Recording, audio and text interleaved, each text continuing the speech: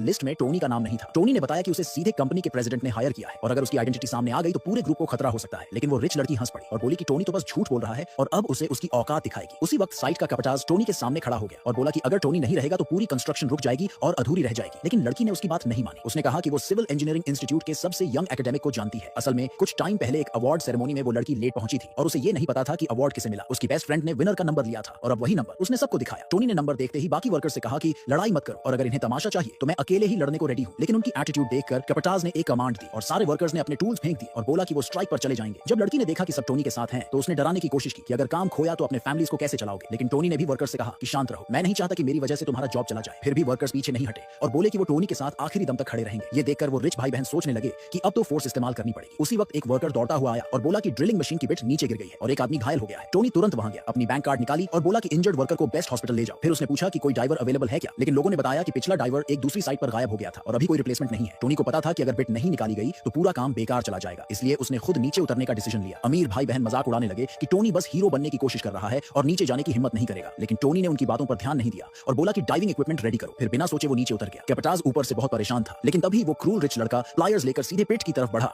और बिना दया के टोनी की ऑक्सीजन पाइप काट दी। कैपिटाज गुस्से में चिल्लाया और बोला कि जल्दी से उसे बाहर निकालो, लेकिन गार्ड्स ने सबको रोक दिया और धमकी दी कि जो भी बोलेगा उसे जान से मार देंगे। सब कुछ खत्म सा लग रहा था, लेकिन उसी टाइम कंपनी का प्रेसिडेंट साइट पर पहुंच गया।